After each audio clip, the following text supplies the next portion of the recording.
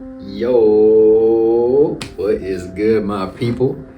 Hope everybody's doing well, man. I appreciate you being here. And today we jumping straight into it, man, because this is an age-old question. I feel like majority of people, myself included, have asked themselves this question or struggle with it, even if it's just internally at one point or another, during different seasons, different trials and tribulations. The question of why does God allow this to happen, especially evil? Why does God allow evil in the world? So we jumping straight into that today.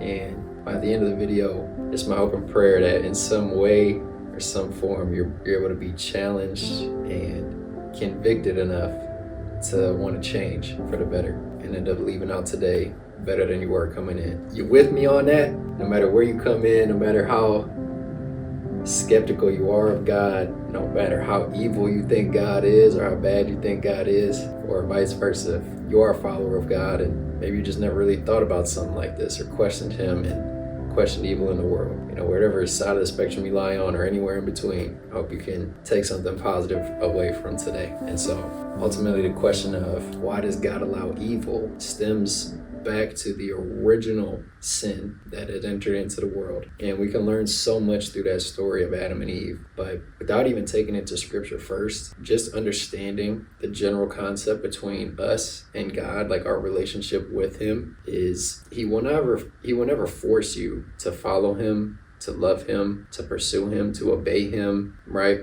None of this stuff God will force on you. Otherwise, then it's not real love, right? Like somebody straps you down and forces you into a decision, right? That's not genuine. And God's the very same way with his free will that he gives us. We have to choose good. We have to choose him. We have to choose not to do evil, right? And so with that general concept, it ultimately kind of reframes the question off the rip of okay, does God allow it or do we choose it, right? I would have framed the question that come in with the question like this is to say, instead of why does God allow evil, is to why do we choose evil over good, right? Flip it back on us. Because again, God created all things good. He made no mistakes. He did not create anything evil. It's just that we, as broken, flawed human beings, chose to believe what we thought was best for us instead of believing in what God said for us, right? Again, back to Adam and Eve. What happened is God gave one instruction: do not eat from this tree. What does Adam and Eve do?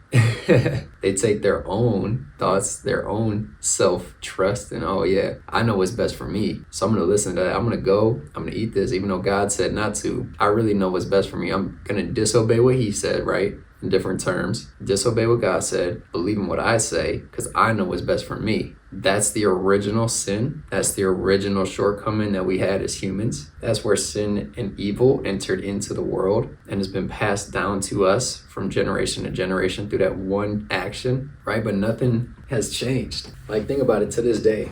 No matter how big or how small some of your slip-ups or mistakes or regrets have been, you feel in a moment of reflection, looking back on some of those things, you immediately go dang, man, I wish I didn't do that, right? Or I wish if I was back in that same position, I would have done this differently or that differently, or I wouldn't have said this, or I wouldn't have done that. You know what I mean? So what is it? It's a choice. We choose to do the things that we think in the time are best, but ultimately end up coming back around to us. It could be a one split second decision that you make or one word that you say. I mean, even think of prisoners. You can lose years or even decades or sometimes even life in prison off of 1 second decision that you made, but they had the free will to make that choice. So yes, what people do, what we do is evil, but ultimately I just hope you guys are catching that it's our choice to do these things.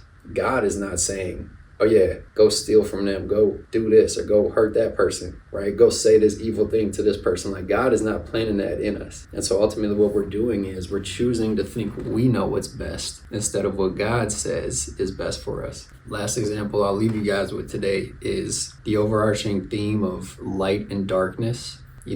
This is something that as believers, as followers of Christ, he calls us as some of our character and identity in him is to be light, to be salt and light in the world. And this is just a powerful analogy that I've heard before. And light is created, you know, like you go into a dark room, you have to turn on the light switch. There's a creation there to bring light into that room. But once you turn the light off, like, it's not like you created darkness. It just existed, like it's there. Very similarly with evil and bad, it's there. We have to choose to be a light. We have to choose to go against that darkness, right? But it has to be out of our own heart. It has to be our own decision to stand up against that and to believe in the light, to receive the light, to be the light, and then take action to go into those dark places, stand up against that. And ultimately, at the end of the day, I just hope that having this little bit of a perspective shift can renew or reestablish your relationship with God, especially if you think that God is evil. Like, why does he keep doing this stuff to me? Why is all this evil and bad stuff happening in the world? Why is it happening to me, right? A lot of times we have to really look back at our own decisions that we made. And sometimes, yes, things happen out of our control. It's an evil, dark world. We're just born into it. That's just how it is. Again, it's just dark. It's a dark world. Like scripture even says, Satan is the prince of this world. Like he rules the airs here. And so of course it's fallen. Bad things are going to happen to good people. Things that happen out of our control. That's just like, I mean, every day you could turn on the news, you could go on social media and just be heartbroken and devastated by like innocent people done wrong. And ultimately, I just hope that you're able to shift the perspective from, you know, why did God allow that to happen to me, and really turn the tide and say like, okay, well, God didn't create evil. You know, it wasn't him. It was us as human beings who rejected God's obedience and wisdom and discipline for us and boundaries that he had in place for us that were really for our benefit. And from then, sin entered the world, has been passed down, and God hates evil at the end of the day. Like, he is not up there smiling and laughing when his sons and daughters here on this earth are going through hardships and trials and tribulations. Like, he's with us in that. He's devastated by that. And yes, he could snap his fingers and make everything better. Like, God has the power to do anything and everything. But ultimately, again, that's where free will comes in. Circling back to the beginning of the video, we have to choose to pursue him, even when it sometimes doesn't make sense, even when we're going through extremely hard times. And we might want to blame God for it, right? But if we come to him, scripture is very clear. He is the comforter and the Prince of Peace. Like, he will bring us through that. He'll walk with us through those storms. So I hope you guys got something positive from today. Let me know what you guys think in the comment section below. And I love y'all, for real. Appreciate you being here. Until next time, peace.